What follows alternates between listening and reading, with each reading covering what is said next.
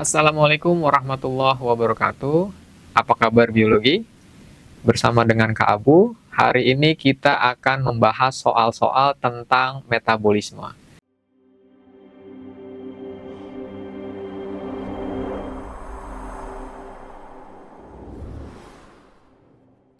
Baik teman-teman, kita lanjut di nomor 13. Proses pembentukan karbohidrat terjadi di dalam kloroplas, sebab di dalam kloroplas terdapat klorofil dan enzim yang diperlukan untuk pembentukan karbohidrat. Nah, kalau ada soal sebab akibat seperti ini, maka kita selesaikan dulu pernyataan atas ya teman-teman. Kita tentukan benar atau salah, baru nanti kita tentukan pernyataan yang bawah benar atau salah. Proses pembentukan karbohidrat terjadi di dalam kloroplas. Jadi pembentukan karbohidrat ini teman-teman ada dua tahapan ya teman-teman ya, peristiwa fotosintesisnya. Ini ada terjadi di membran tilakoid.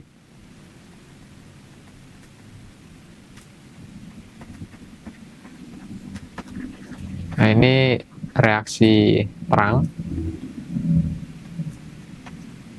Jadi pada reaksi terang atau di membran tilakoid, di sini ada klorofil yang fungsinya untuk menangkap cahaya matahari, kemudian berperan reaksi terang ini dalam menghasilkan energi teman-teman. Dia menghasilkan ATP, kemudian menghasilkan NADPH, kemudian menghasilkan oksigen.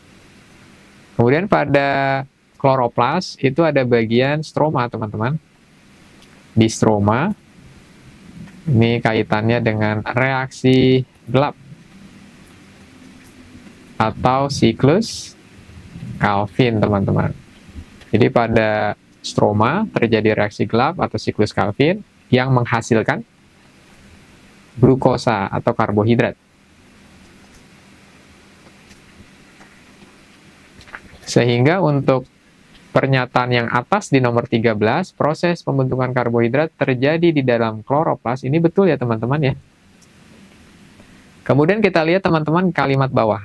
Di dalam kloroplas terdapat klorofil. Nah ini benar nih, di dalam kloroplas ada klorofil kan. Kemudian ada enzim. Jadi setiap peristiwa metabolisme, ya baik itu peristiwa fotosintesis maupun respirasi, pasti dia melibatkan enzim. Jadi di dalam kloroplas terdapat klorofil dan enzim yang diperlukan untuk pembentukan karbohidrat. Ini juga betul ya teman-teman ya. Nah kalau kita lihat proses pembentukan karbohidrat terjadi di dalam kloroplas, kalimat atasnya betul. Kemudian kalimat bawahnya, di dalam kloroplas terdapat klorofil dan enzim yang diperlukan untuk pembentukan karbohidrat, juga betul. Nah, kemudian di sini kita lihat apakah ada hubungan sebab akibat antara pernyataan atas dengan pernyataan bawah. Kalau pernyataan atas bilangnya proses pembentukan karbohidrat terjadi di dalam kloroplas. Berarti tempatnya gitu ya. Kemudian pernyataan bawah, di dalam kloroplas terdapat klorofil dan enzim yang diperlukan untuk pembentukan karbohidrat. Nah, untuk pembentukan karbohidrat ternyata dia butuh komponen-komponen seperti klorofil dan enzim gitu. Jadi kalau kita lihat di sini, maka kalimat atas dengan kalimat bawah itu ada hubungan sebab akibat, karena di dalam kloroplas itu ada komponen-komponen seperti klorofil dan enzim. Jadi jawabannya A ya teman-teman ya.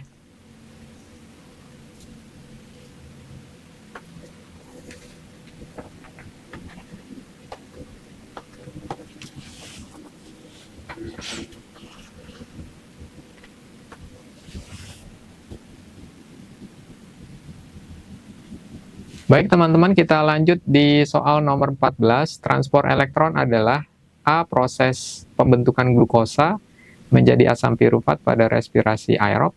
B. Proses pemecahan glukosa menjadi asam pirufat pada respirasi aerob.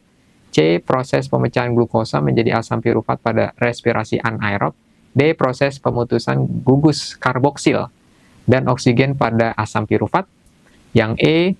Proses pelepasan energi berupa proton dan elektron dari molekul NADH dan FADH2 yang dibentuk selama katabolisme. Nah, kalau kita lihat teman-teman, di sini kita sudah masuk ke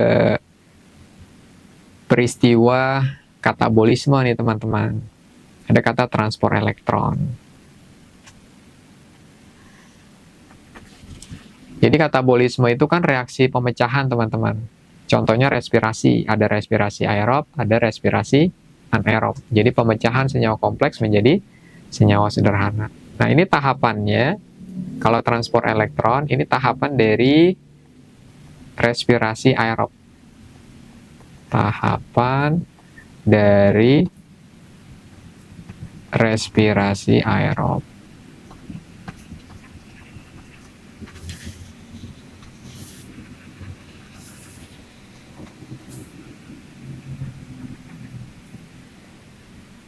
Nanti di sini ada peristiwa transport elektron, berarti elektronnya dipindahkan gitu.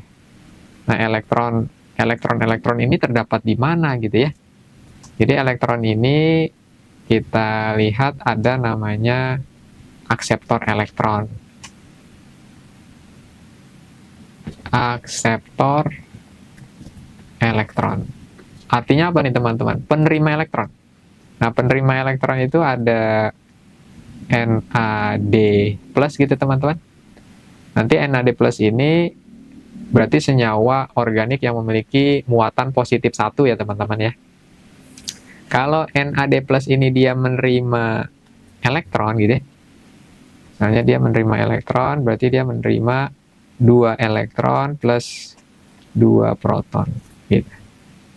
Maka kalau NAD plus menerima 2 elektron menjadi NAD min 1 gitu ya. Supaya dia netral cukup menangkap H plusnya 1 saja. Sehingga jadinya NADH plus H plus gitu teman-teman. Itu dia. Jadi ketika NAD plus menangkap 2 elektron, 2 proton, maka dia menjadi NADH plus H plus. Kemudian berikutnya adalah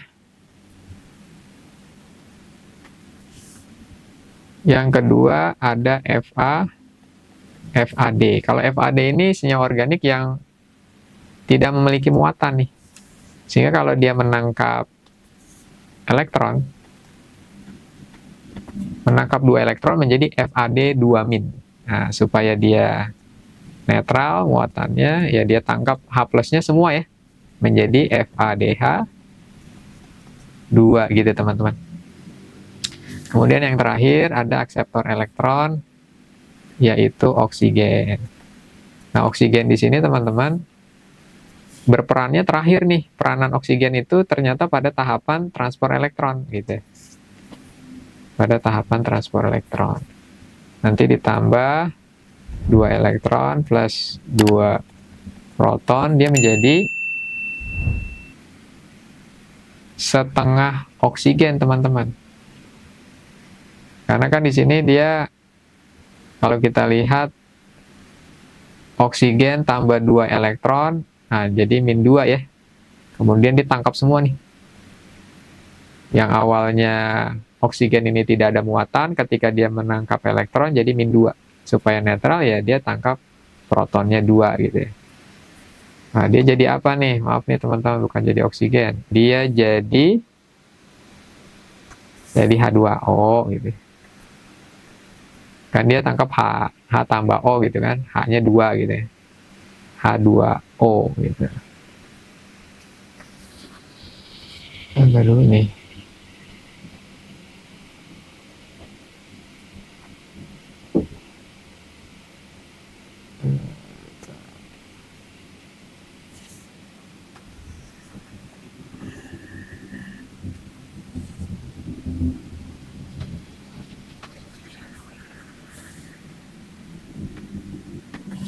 Kemudian yang ketiga, teman-teman, ini ada oksigen. Jadi nanti oksigen, dia akan mengikat elektron plus 2H+. Ini terjadinya pada peristiwa transfer elektron nih. Nah, kemudian apa yang terjadi, teman-teman? Yang terjadi adalah ketika oksigen menangkap 2 elektron, kan berarti dia menjadi muatan negatif 2 ya, teman-teman ya. Nah, supaya netral, maka dia tangkap H plusnya 2 gitu. Sehingga menjadi H2O gitu ya. Nah, kalau kita lihat H2O, O-nya cuma 1 ya. Berarti ini harusnya dia oksigennya setengah gitu ya teman-teman ya, gitu. Jadi ada setengah oksigen menangkap elektron proton menjadi H2O. Itulah akseptor elektron yang terlibat pada peristiwa respirasi aerob. Sehingga kalau kita lihat di sini teman-teman, maka transport elektron itu ngapain sih teman-teman? Kalau tadi kan ini kita bahas akseptor elektronnya nih teman-teman. Ternyata transport elektron itu dia adalah konversi. Jadi nanti melepas elektron yang terdapat pada NADH, konversi NADH dan FADH menjadi ATP gitu. Dan air. Kenapa air? Karena nanti kan NADH, FADH itu melepas elektron. Elektron yang berasal dari NADH, FADH itu terakhir ditangkapnya oleh oksigen. Jadi kalau saya buatkan di sini teman-teman, ini ada rantai, ini ada NADH gitu ya. Dia masuk di rantai yang pertama. Kemudian nanti ditransfer ke rantai yang kedua. Kemudian ke rantai yang ketiga gitu ya. Ada sitokrom BCA. Kemudian terakhir ditangkap oleh oksigen gitu. Nah, nanti di sini ada FADH di rantai yang kedua. Nah, setiap dia turun nih, teman-teman. Turun ditransfer kan elektronnya nih. Ini ditransfer lagi elektronnya gitu ya. Ditransfer lagi elektronnya. Nanti ini dia akan menjadi apa? Akan menjadi ATP gitu. Setiap transfer elektron dari satu rantai ke rantai berikutnya itu akan terbentuk ATP. Kemudian elektron terakhir ditangkap oleh siapa? Oleh oksigen ya, menjadi air gitu teman-teman. Makanya peristiwa transport elektron yang terjadi pada respirasi aerob itu dia konversi NADH dan FADH menjadi ATP dan air. Maka jawaban yang tepat di sini sudah pasti adalah yang E ya teman-teman ya. Jadi proses pelepasan energi berupa proton dan elektron dari NADH dan FADH yang dibentuk selama peristiwa katabolisme.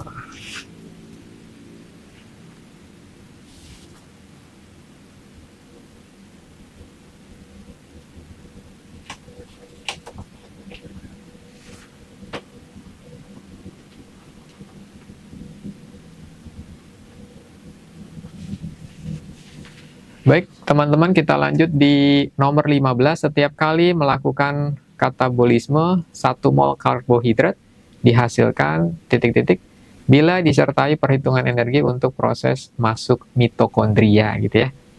Jadi kalau teman-teman perhatikan di sini, maka setiap 1 mol karbohidrat dalam peristiwa katabolisme itu menghasilkan berapa ATP gitu ya teman-teman ya.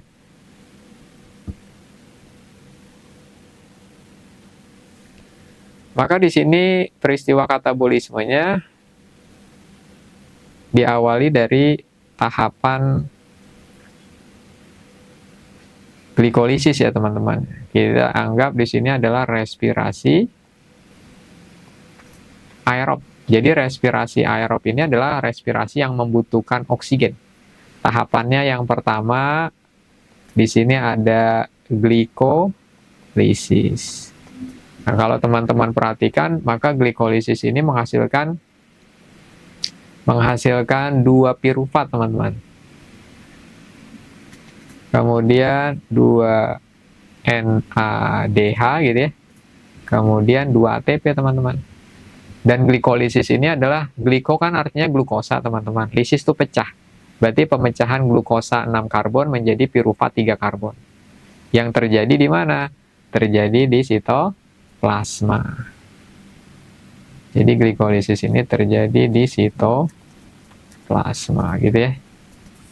Kemudian yang kedua, kalau sudah terbentuk pirufat nih teman-teman, maka pirufatnya ini akan mengalami oksidasi pirufat atau dikenal dengan dekarboksilasi oksidatif.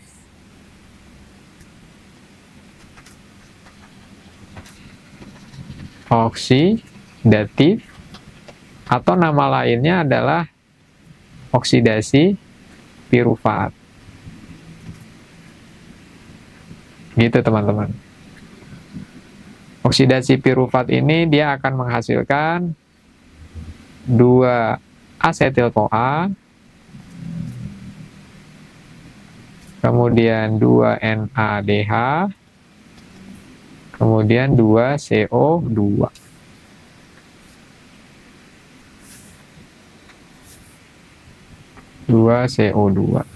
Nah, ini terjadinya di mitokondria, teman-teman. Di mitokondria. Lebih tepatnya di matriksnya ya. Kemudian yang ketiga, ada peristiwa namanya siklus Krebs. Karena ditemukan oleh Hans Krebs, gitu ya. Atau nama lainnya siklus asam sitrat. Siklus asam sitrat, gitu. Nah, ini hasilnya apa nih teman-teman? Hasilnya adalah 6 NADH, 2 FADH2, kemudian 2 ATP, 4 CO2. Nah, ini juga sama terjadinya di matriks mitokondria. Kemudian yang terakhir teman-teman mengenai transport elektron. Jadi transport elektron ini dia tadi sudah kita singgung di nomor 14 ya teman-teman, bahwa konversi NADH FADH menjadi ATP dan molekul air. Nah, di sini dia hasilnya adalah 34 ATP ya teman-teman ya. Nah, taunya dari mana 34 ATP teman-teman? Taunya dari sini teman-teman. Kalau teman-teman lihat kan di sini NADH ada 2 gitu ya. Di glikolisis 2, kemudian di siklus Krebs 6, di FADH itu ada 2 gitu ya. Di siklus Krebs ada 2 FADH. Nah, maka di sini kalau teman-teman perhatikan NADH-nya ada 10 ya. Nah, ini kan 10 NADH. Itu nanti dia akan ditransport 3 kali tuh. Makanya setiap sekali turun transport elektron dia akan menghasilkan 1 ATP. Jadi di sini dikali oleh 3 ATP gitu. Sehingga akan menghasilkan 30 ATP dari NADH. Kalau dari FADH kan cuma ada 2 ya teman-teman ya. Nanti dia karena berasal dari rantai yang lebih bawah, maka dia hanya menghasilkan 2 ATP gitu.